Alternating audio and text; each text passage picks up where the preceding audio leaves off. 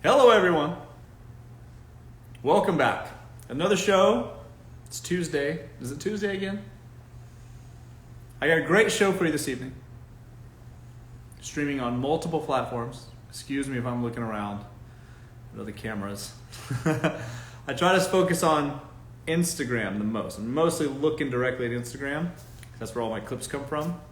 So if I'm not looking at you, you're either on YouTube or TikTok. But today we're going to be talking about when men are ready. All right? When men are ready for a serious, committed, often monogamous relationship or for family. When are men ready? Hear it from a man. I'm just going to talk about this plainly. This might offend some, but I'm just going to give you the straight up answers, okay? So, men are ready when they're ready. And there's nothing that you can do. There's nothing you can do to change their mind. There just isn't. The only men, let me just talk about this. I'm going to back up for a second, just to be clear so we're all on the same page. I'll talk about my background. So for me, I have a history in mathematics and physics. That's what my education is, okay? After college, I went and worked in a aerospace job in national defense at a company called Northrop Grumman, building weapons for the government. Did that for a long time, 7 years, something like that. Started out as an engineer, and then I was in the business side of things, and then I did a little lobbying, stuff like that. I no longer do that anymore. I have 5 different companies, and they all basically run themselves, and at this point I'm just collecting management fees. However, let me tell you, at no time during my early career did I have any sense that I was ready for a serious family. At no point. I had girlfriends all along the way. But I never, and I had serious committed relationships too. 2 years here, 2.5 years there, stuff like that. But I never really thought, looking back, I might have thought at one point, but when I was in it, I might have thought at one point, okay, this might turn into some serious relationship, whatever. And I might have thought that at the time, but looking back, I never thought that. Not ever. It's only because I didn't have a sense that I was in the place that I needed to be, wanted and needed to be financially, in terms of stability, financial stability, where I felt I was able to then, have a wife and kids and so on. All right? I never thought that. I had a job, I had a good job. I've had a high-paying job ever since college. I know a lot about business. I know a lot about corporate structure. I do very well for myself, and I always have. However, that was at the time wasn't enough for me. I didn't feel secure enough. I didn't have a home that I owned, that I could put a family in or any of that stuff. It wasn't until much later that became a real affordable thing just for me. Okay, but let me tell you about men in general. All men want to have a home place for their family, whatever, and then put a woman in it, put their wife in it, and then have family, whatever. Whether they want kids or not, they all still want that sense of stability. Okay, and if you're dating the man in the time that he hasn't achieved that yet, he doesn't feel comfortably on the other side of that imaginary line, there is nothing you can do, ma'am, short of saving his life, that is going to cause him to marry you when he's not ready. He's always going to think that I'm not ready for this yet. He'll definitely date you. He'll definitely lead you on for sure. Men will absolutely waste the best years of a woman's life, let me tell you. He will have no consideration for you and your clock at all. Your biological clock, the one that was like, well, I better have kids before I'm at a certain time so that I don't have increased complications or even the inability to have children at all. Men will have no regard for you in terms of that. All right. They will 100% date you for 10 fucking years and never marry you. Sorry.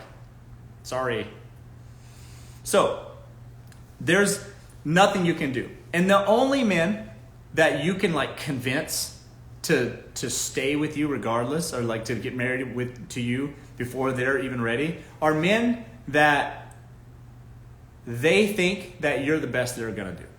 or the only thing that's the only thing that they can get. Do you see?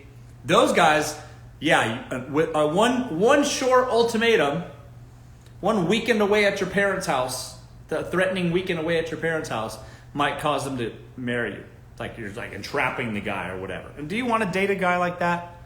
Or are we talking about the guys that you want? Like the options, guys with options. Guys that are high value, high quality men that could get any women they want, relatively speaking.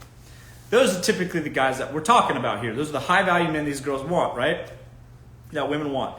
And so you can date those guys for sure. But if they're not ready, they won't be marrying you. They'll just simply date you out of convenience, and time will just pass. And the next thing you know, you look up and 7 years will have gone by, and now you're 35, and you're like, well, where is this going? And he's going to go, well, I don't know. I'm not sure. I don't know where I want this to go. I just want to see where this goes. And meanwhile, it's been 7 fucking years. Some of y'all living like that right now. So all I'm saying is I'm warning you. Men are ready when they're ready. And that is tied directly to their situation financially. Men need to feel a sense of security in their financial situation, and due to their personal reasons or even the greater economic reasons that are beyond their control are keeping them from being in a place that they want to feel like they're safe and comfortable enough to afford a family. That's first and foremost. And then that's the heart of it first.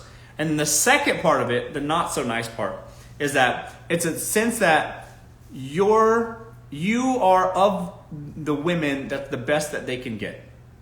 Because here's the other thing, and this is a harsh truth too, is that guys will date girls that they think are a little bit like below them out of convenience, but when they feel like they've leveled up in their life and they can achieve a different caliber of woman, they're going to start looking for those kinds of women. Women that never gave them time of day before when they were broke. But now that they have money, they're going to start looking at those women that never even looked their way before. All right? Meanwhile, you poor unfortunate soul, you're just sitting there like, I've been dating you for 7 years. You're just going to leave me high and dry? And the answer is yes. Yes, they will. They will leave you high and dry.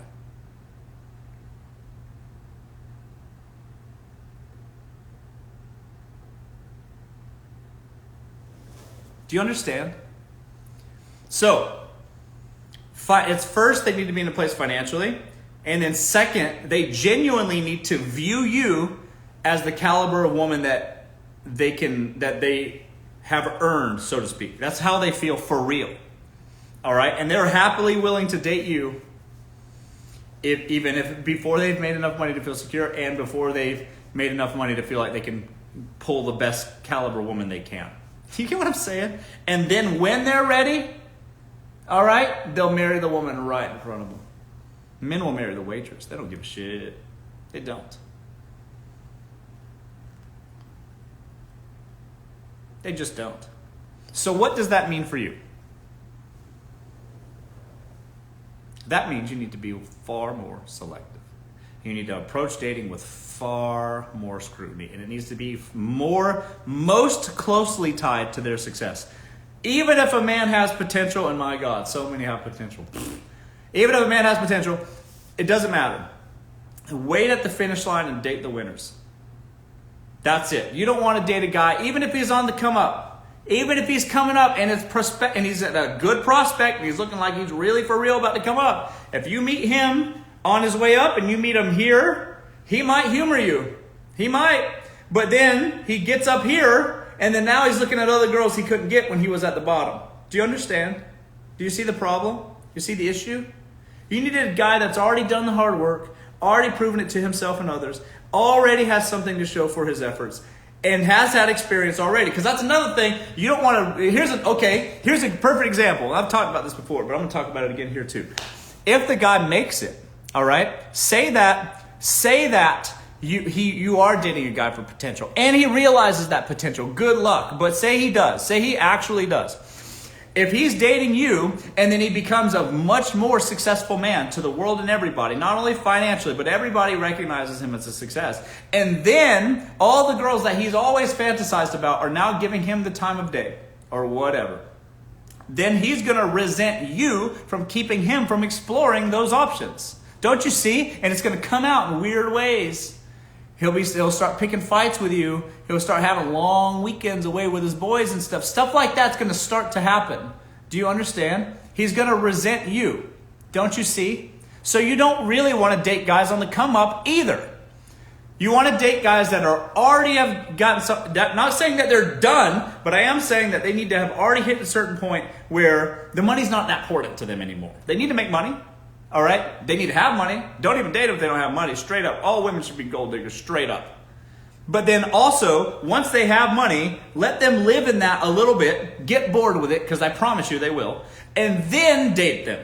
That's when they're ready. Because they're going to go, shit, I'm sick of this. I want to kind of, get serious, have a family. I want kids. That's the sweet spot. That's it. Don't you get it?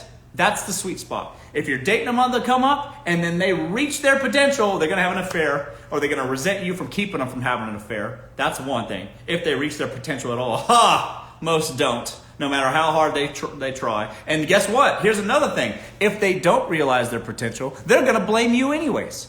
They're just going to blame you. They're going to think that they're going to say to your face, stone cold with their face, that you held them back.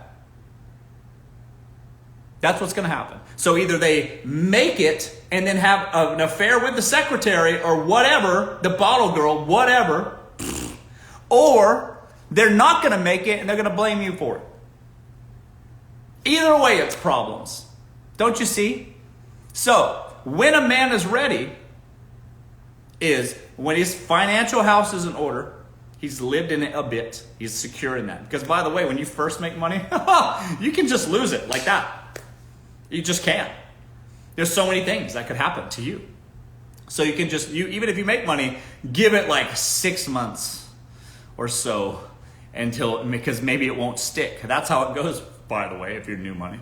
And then, first of all, give it some time. If he just made money, he just got some crypto rug pull or some bullshit. Even if he won the fucking lottery, you just give it a little time to let that simmer. Because he's going to be sleeping with the waitress or whatever. Trust me. Let him play with it first. All right? Let him get bored with it first. All right? Then date him. All right? Because there is a time after that hump. It's time. So wait at the finish line. Date the winners after they've had their fun a little bit first. All right? Because you don't want them to resent you either. Okay? If you date him on the come up, he's going to think that he can do better than you. If you date him and he doesn't make it, he's going to blame you anyways. You see? And all men, without any regard to you, will waste the best years of your life away. So, that just simply means date the winners. Date with intention. Because there are people that won't even think about your situation. They'll just happily use you for a decade. Okay? Been there, wasted 10 years. Exactly.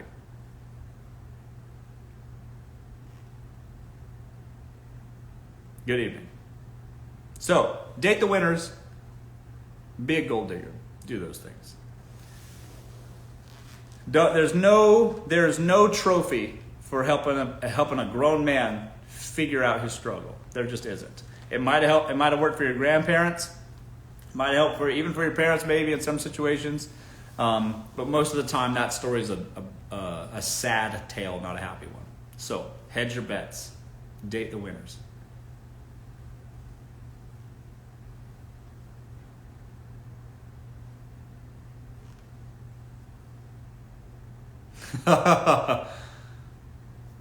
Okay. We're opening up the floor. Hello. Thank you. You're welcome. Let's see here. How do you date a rich man? Just in general, guys, just put yourself, here's the thing. This is what I tell everybody, men and women alike. Mostly, because a lot of women are in my channels lately, so that's fine. But men and women alike, the answer is this. Just put yourself where successful people are, and then just simply date for love. That's it. There's plenty of guys out there that you're gonna like. There's plenty of guys that you're not gonna like. At least have a common factor in mind, and that there's some bottom level of success. There's a fee, there's a cost to gain entry to the country club kind of situation. All right. There's a bar. All right. Date above that bar, and you'll generally be okay. All right. That's how you do it. Okay, let's see here.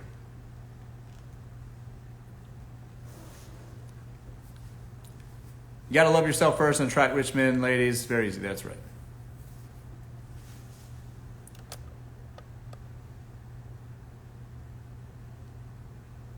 Okay, let's see here.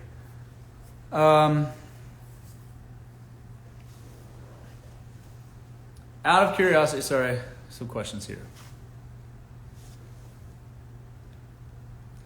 Out of curiosity, when did you switch from the red pill to this content? I never really was red pill. I've always told sort of dating stories. A lot of those red pill guys have hit me up to like go on their podcast a long time. We're talking about 5 fucking years ago.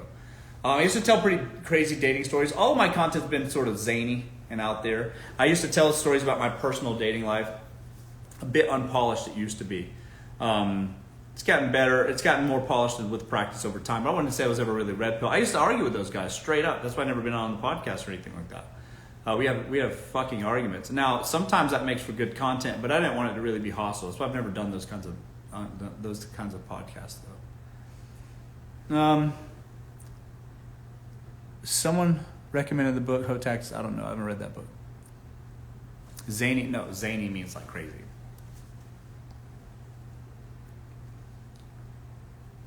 Let's see here. Just wondering why you're not married. I was close.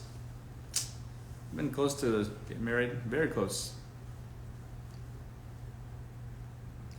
Let's see here. What makes a woman desirable to a high value man? Here's the thing. Women are already desirable to men. Women just innately, naturally are desirable to men. All men. All right. Just whether they're rich, poor, fat, skinny, ugly, pretty, whatever. Women are always attractive to men. So I don't understand the question.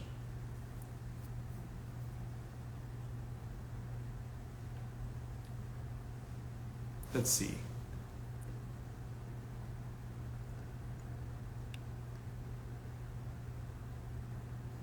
Do you recommend online dating? Well, it's better to put yourself out there. It's better to be in the places that you're going to meet, right? But online dating's fine. It's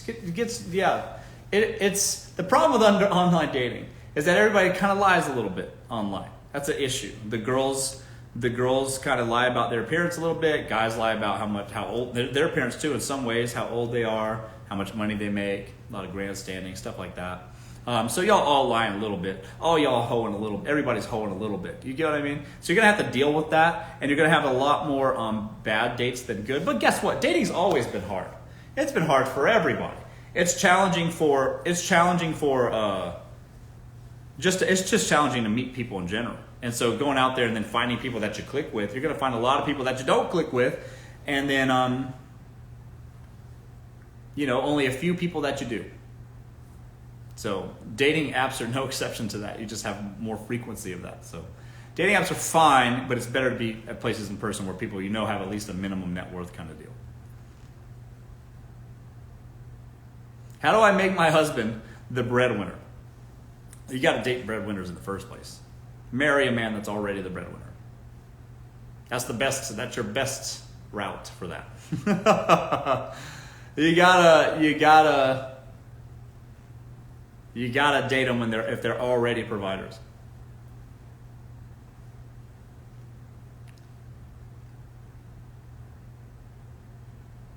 Let's see. Hang on.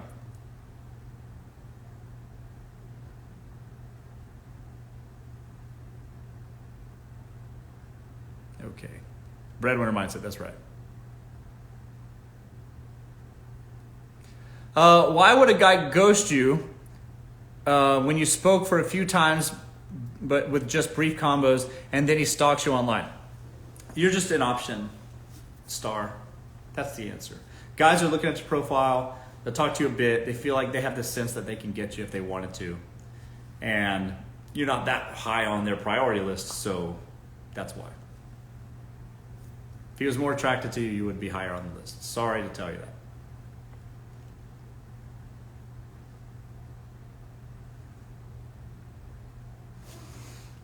Living with a man who pays but no ring. Should I move out to incentivize it? That's what I was just saying, Mel. So that's the thing. Men are perfectly willing to drag you along for years and years. But if you're already living with a man, if you're already living with him, that is definitely a step in the right direction. There's some schools of thought here. Some people think you shouldn't move in with a guy before you marry him at all. Now, I disagree wholeheartedly with that. Because it's straight up, you just don't know what it's like to be with someone unless y'all share in the same toilet. You get what I'm saying? Like, not everybody's in a situation where you're going to have your own private bathroom and your own stuff or whatever. For most of y'all, y'all are going to be sharing the same toilet and the same sink, and your toothbrushes are going to be sitting right beside one another and all these things. That's the case for most of y'all. And that's the case, y'all got to figure out what that's like. Because you might fucking hate that dude in short order. All right? Doesn't put his dishes away. Who's going to do those dishes? Me? What do you mean? Get up off that couch and come do these damn dishes. It smells in here. The fuck? You gotta have to find that out for yourself. And those sorts of things don't come out until you're in the house with them. All right? And what happens? You say I do and shackle yourself to that. And it turns out they're not going to even take the trash out. Now what? Now you're married. Congratulations. You did it. Y'all got to see what that's like first. Because let me tell you, living with somebody is hella different than dating them. Hella different.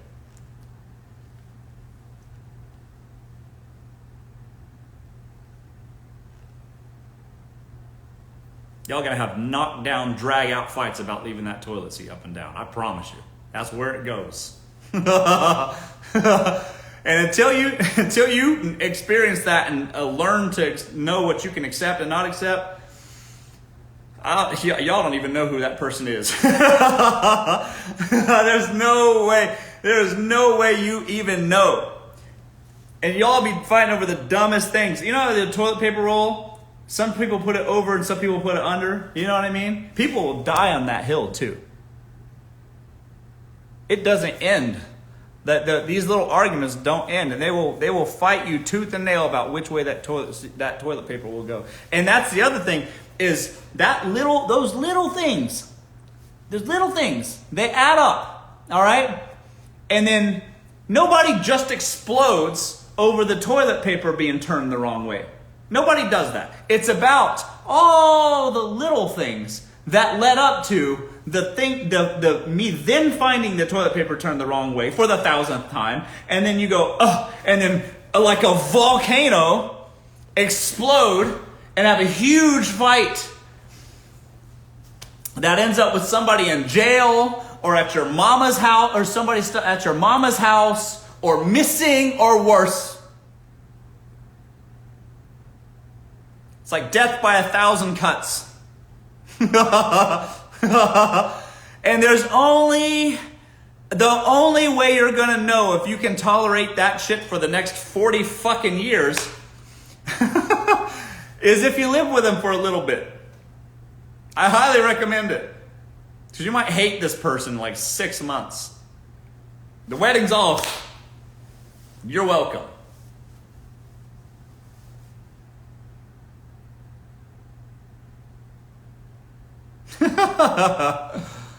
Oh, man.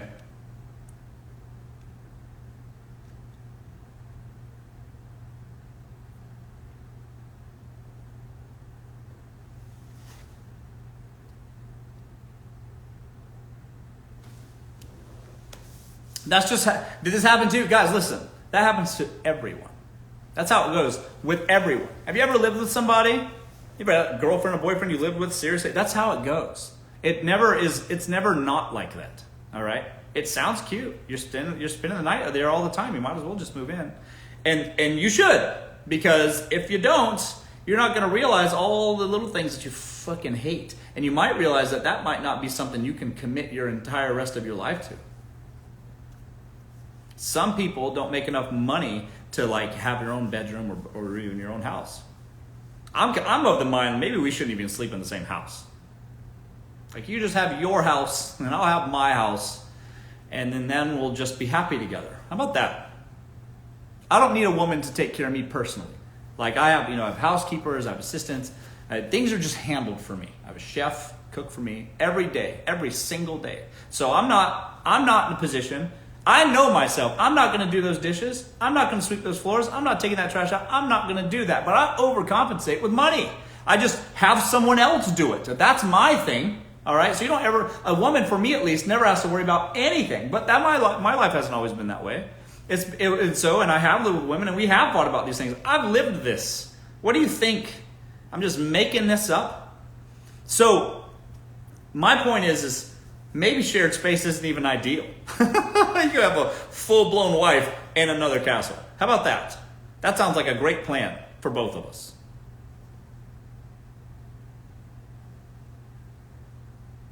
Like you have your space and I have mine. I'll see you on the weekends. Oh.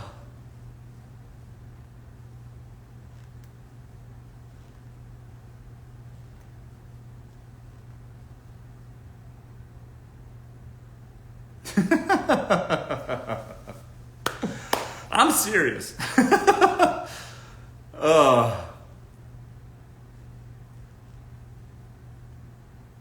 Yeah, be neighbors. Not neighbors though, because then here's the thing about neighbors. Y'all, let's say you did have separate castle, separate house. Y'all don't need neighbors. Somebody looking at the blinds at you every time you leave. Y'all want that? Every time you pull out of the driveway, they're just looking out the window. Where's he going again? You need to like not be in a view. Like separate houses where there's no line of sight. Perfect.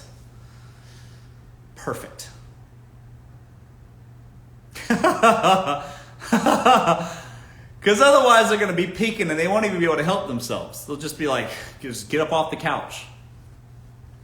They'll hear your car start and they'll be mid-episode with snacks and a Stanley in their hands full, and they hear that car start and they will spring off the couch like a Jack in the Box and then go check the blinds. Do you want that?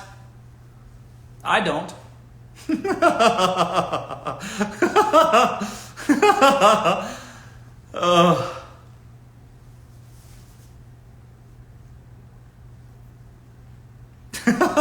That goes both ways. That's in both directions. Both of y'all be spying on each other. That's not right.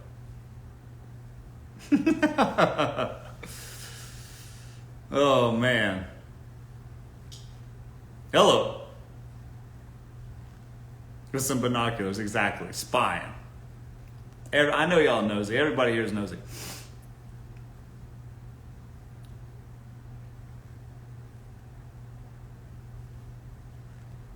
Okay. Let's get serious. Let's see here.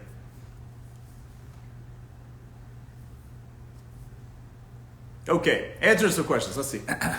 Hold on. I'm on 3 platforms, guys, at once. I'm looking at you, even if I'm not looking at you. Let's see.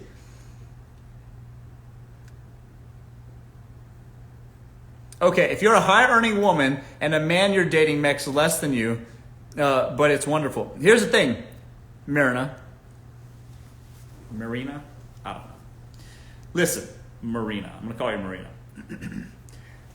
I'm not saying that dual income households aren't fine. You can have a guy, let's say you have a woman who's a high-powered executive at a law firm, all right, partner or something, yeah? You're working 100-hour weeks, making $350K a year, something like that. And then you have your husband is a dentist, making a respectable $220 a year, all right? You're making more than him, all right? But he's got a reputable job. You got a reputable job. You both like what you do. I'm not saying that can't work. I'm not saying that can't work, because it does work. Of course it does. However, all right, I'm talking about when the women are the major breadwinners, and the man is in a respectable, prestigious job. It's very hard to respect a man that makes significantly less than you, or nothing compared to you. Let's just say less though. Let's say he has a job. Say he's a corporate job, making a solid $85K a year, and you're a high-powered lawyer making $350,000 a year. If he goes out golfing with his boys, you're going to be like, who bought those clubs? You know what I'm saying? You're going to have even though y'all have dual income household, you're going to kind of be like, these clubs are kind of expensive. That's like $12,000. Did I buy those clubs? Did you ask me? You're going to start having those feelings, which are very complicated feelings. Who bought those golf clubs? On your salary? Ha! Did you ask me before you can go golf clubbing with your boys? When did you go shopping for this? Do I need to check my statements? When you start asking those questions, you start to just, it's little digs like that starts to make you lose respect for them over time. And that's what I mean. Like, it's just hard to respect a man you outperform in the workplace. Because what's he going to do? He's going to stay home with the kids while you make the majority of the money? Not saying that there's anything wrong with that. There's nothing wrong with that. That's the life you chose. But just know that you're choosing that life. And if that's gonna be a problem for you, it's just a problem for most women. They just have a problem if they make significantly more than their male counterparts. It kind of makes them feel like, I'm wearing the pants here. And when you're walking around and you're telling your man to pipe down in your house, quiet down in my house, you're just going to feel some type of way about that. You know? To tell your man to lower his voice in your house. You might start to not respect him as much. You get what I mean? Some girls can handle that. All right? And some guys can handle that too, surprisingly so. But I'm telling you guys, it's just hard. It's just hard.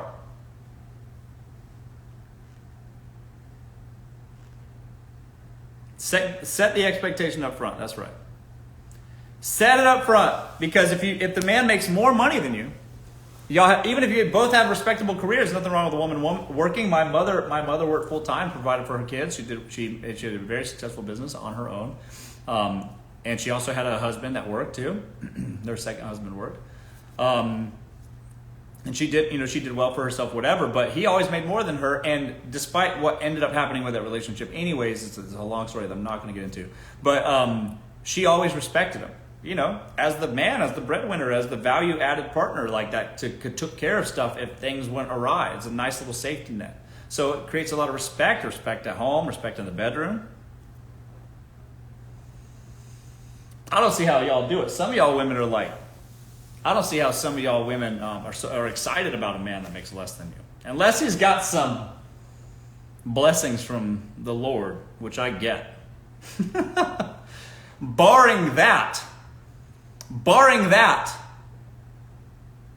it's hard to have enthusiasm. You know what I'm saying? I don't know. Just seems like it's hard. It just seems like it's hard to, muster up the strength or whatever. For Bible study. Oh, man.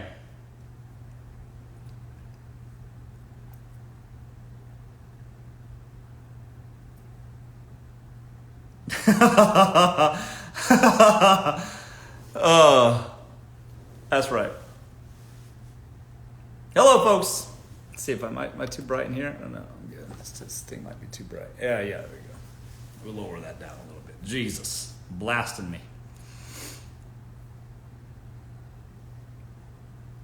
Hello.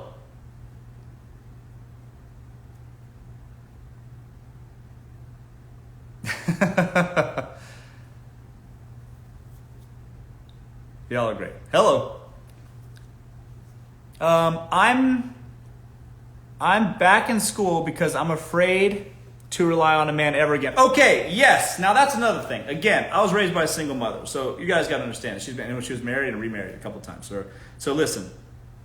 I say this, I mean it. I say date men that are successful, not just because of the money, but because of the characteristics that come with being a success. It takes a lot of effort and character development to be a success in life. That's just a fact. It's hard. It's hard to make something of yourself. It's hard to be valuable in the workplace. And by the way, maintaining that is difficult nonstop. You got people on all sides trying to take from you, trying to drag you down. People that don't even fucking know you will just talk shit. It's literally never ending. All right, and it takes a kind of person that is willing to look themselves in the mirror and grow and deal with the harsh truths about themselves and habits, whatever. So not only is the money a perk, because let me tell you something, sis, Pampers ain't cheap. You can't pay for private school with excuses. Let me tell you. All right, so you need money, period. But then also after that, then you have the characteristics of a man who's successful. All right, which is usually a man that's integrity. He does what he says he's going to do. He follows through. All of those things are good characteristics to have. All right. Sorry, it's a helicopter flying by. You need to have those things in place, anyways. So you should date successful men. Sorry, I've lost my train of thought. Jesus Christ, it's a helicopter right over me. What was I talking about? I lost my train of thought there for a second. You should date successful guys. But I was going somewhere with that. I lost track. That was a very close helicopter. Did you see that? Lost my train of thought. Pampers ain't cheap. Yes, that's right. Pampers ain't cheap. I said that you need... What was I talking about? Remind me where I was at? Oh, right. Okay, yeah. That's right. I remember now. So, you should date the winners. Straight up. Date guys that have proven themselves. Date guys that no longer need to prove themselves to the world. That's another thing. Date guys for the characteristics that it takes to become a successful man. But then also, ma'am, you always need to have something for yourself. Because until you have a ring on it where you have an equitable partnership, you are not safe. Even if he pays for your rent, even if he pays for your life and bills, everything, until you're married and you have an equitable partnership where you have value that you have a safety net from, you always need to have money for your own money and your own ability to get back on your feet if that man pulls the rug out from up under you. I've seen that time and time again. You think you have it nice because some guy pays your rent? Ha! You don't. Because the moment y'all get in a fight over something stupid like which toilet paper roll goes the right way or whatever, how it should fit on the rack. Y'all get in a fight like that, next thing you know, you're on your ass with nothing. So, until you have an equitable partnership that the state can enforce, you need to have enough money in the bank to provide for yourself. If the time comes up, even if the man's helping you out financially. Trust me, that's the way you protect yourself for the future.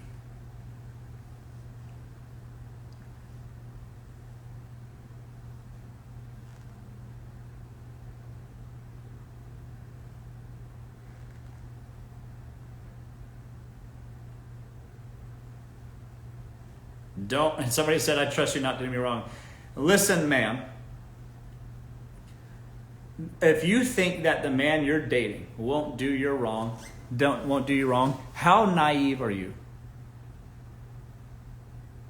You're making a mistake.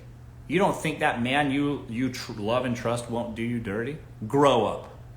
I promise you that if you don't have something in the bank to support yourself when things go sour, because there likely will go sour, you are going to be left high and dry and so confused. I'm giving you the answers. You better have something for yourself. You better have something in the bank. You better always have a backup just in case. Don't trust some man that you're not married to. That's crazy. You listen to me. That's just good fucking advice. If you think that man that you're not married to is going to take care of you, and even if you're married, but we'll get into that later. It's the guy that you're dating is going to take care of you and you're just going to trust that that's always going to be true. Like love is unconditional. Let me tell you something else, sis. Love is conditional. It's conditional. There needs to be a mutual benefit. And if you don't have some money in the bank, when that conditional love expires, you're on your ass. Trust me.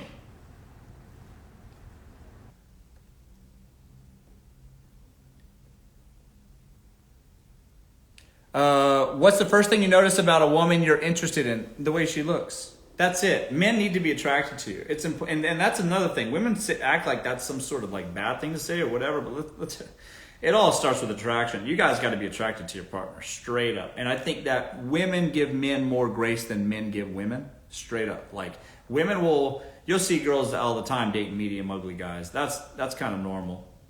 But with girls, it's like the first thing that a man goes, oh, I want to talk to her. Guys will tell you straight up based on the way you look whether you're wifey or not. They'll look straight at you and be like, wifey. They can go through your Instagram without ever having a conversation with you at all and be like, yep, that's wifey. Because men are visual as hell. They're stupid about it too a little bit, but they're very visual. And if you recognize that about men, you can play that, sis, to your advantage. That is a strength that you can harness, okay? Because they don't know the difference between natural and a BBL. They can't tell the difference if a girl has lip filler or not. They can't tell the difference between a light beat and full glam. They just can't, okay? So you can just play that to your advantage, all right? Create more options for yourself because men are dumb when it comes to what they're looking at. But they all like the way you look, and that's where it starts. Okay? So if you want them to talk to you at all, you need to first be pretty first. That's the very first thing. First and foremost, be pretty, all right? I've never not said that to you guys. Let your hair down, put some dry shampoo in it, tweeze those fucking eyebrows, and get out there. All right? High skirts, high heels, whatever. Get out there. You gotta look good. You gotta look good. Because men straight up care a lot about how you look. All right? So that's first. Then personality second. But that's it. They want you to be pretty. They typically want you to be younger than them, that's how they even begin an interaction. They'll look at a woman without even speaking to them and be like, that's wifey, if you're pretty enough. You look at a girl like Margot Robbie or whatever, like in The Wolf of Wall Street, you guys see that movie? So he scans the room, and he sees this girl that's with another man, and he's like, wifey, immediately. That's how all guys are. So take advantage of that.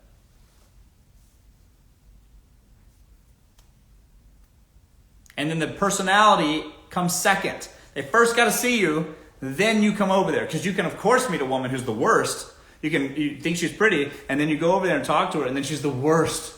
God, just insufferable, miserable woman. And you can then lose attraction. All right. But it has to be in that order. Do you see what I'm saying? And you want them to be attracted to you too. If the man's coming over to talk to you that's not physically attracted to you first and foremost, then he wants something from you. And that, let me tell you something else, ma'am, is he's tricking you. That's a deception. You see? He's trying to get you to co-sign on that car note for him or some shit. He's trying to move into your place. That's what it means if he's talking to you and he's not physically attracted to you. All right? As a homeless man trying to set up shop in your life, trust me.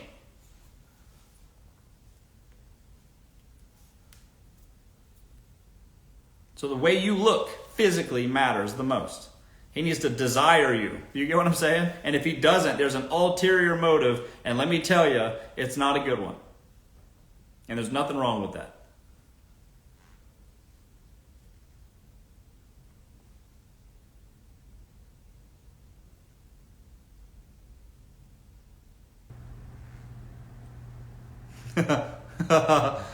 Okay, listen guys. Oh, that's my time. I gotta go. Thanks everybody for joining me.